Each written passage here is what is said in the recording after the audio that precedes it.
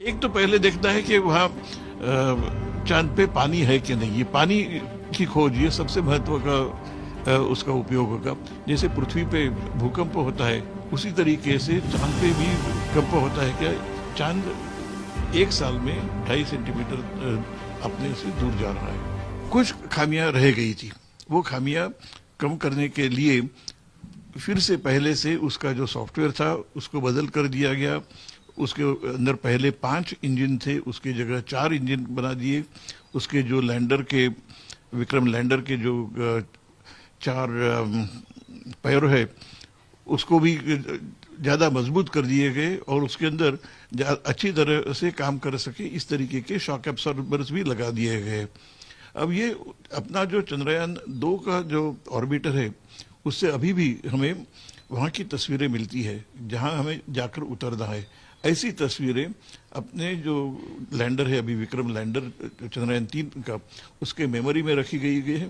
और वो जो पुरानी तस्वीर है ऑर्बिटर ने ली हुई उसको और अभी जो तस्वीर मिलती है उसको कंपेयर करेंगे और कहाँ पर बराबर जाके उतरना है उसके लिए वहाँ से संदेश आएंगे।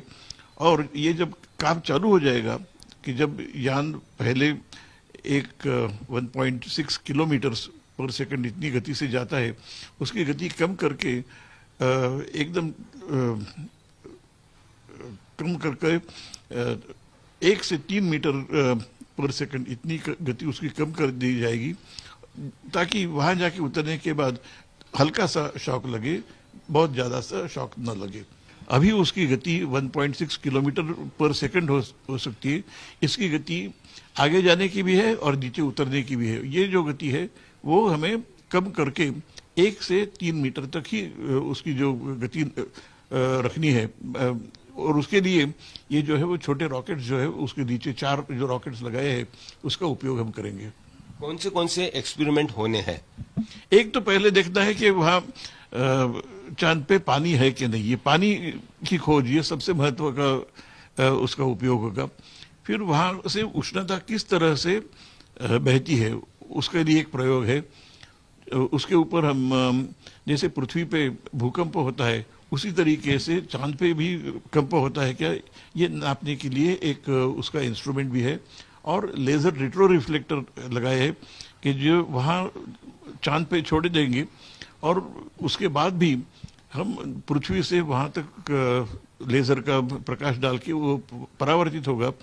तो इससे हम यहाँ से चांद का जो अंतर है वो अच्छी तरह से 1 सेंटीमीटर की एक्यूरेसी से हम नाप सकेंगे। क्या ये सही है कि हर साल चांद धरती से 2.5 सेंटीमीटर दूर जा रहा है? जी, चांद का जो गुरुत्वाकर्षण है उससे हमें हम देख सकते हैं कि धरती पे जो समुद्र है उसमें टाइड्स आ जाती है और इससे उसकी जो शक्ति है गुरुत्वाकर्षण की थोड़ी सी कम हो जाती है। इसी से कारण से चांद एक साल में 2.5 सेंटीमीटर अपने से दूर जा रहा है। सर, क्या होगा साउथ पोल पर विक्रम लैंडर लैंड होने के बाद जो इतिहास रचा जाएगा उससे स्पेस मिशन में भारत का नाम दुनिया में और उसका स्थान दुनिया में क्या होगा? अभी तो हमसे पहले अमेरिका, रशिया और चाइना ये तीनों देशों ने वहां तक लैंडिंग किया है। अब चौथा ऐसा देश हो गया जहां हम लैंड कर सकते हैं चांद पर। और ये करने के बाद बाकी के सब लोगों के ध्यान में भी आ जाएगा कि भारत ने कितनी प्रगति की है और भारत के जो रॉकेट्स है, भारत के जो उपग्रह है उसका उपयोग किस तरीके से होता है और उनके खुद के जो भी कुछ उपग्रह होंगे वो हम यहाँ से रॉकेट से ऊपर ले जा सकते हैं। अभी तक भारत ने करीबन 400 से ज़्यादा उपग्रह परदेशी लोगों के लिए लॉन्च किए हैं और मुझे यकीन है कि और भी हम कर सकेंगे। दक्षिण ध्रुव यानी साउथ पोल पर पहला देश होगा भारत लैंड करने के लिए? ये लैंड करने के लिए पहला देश होगा। और जब चंद्रयान 1 का जब ध्यान में आ गया चंद्रयान 1 से कि चंद्र पे पानी है, तो इसलिए पानी की खोज के लिए हमने नक्की किया था कि ये उत्तर दक्षिण ध्रुव में वहां जाके उतरेगा।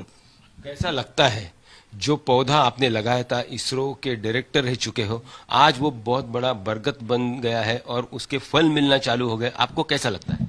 एकदम बहुत अच्छा लगता है।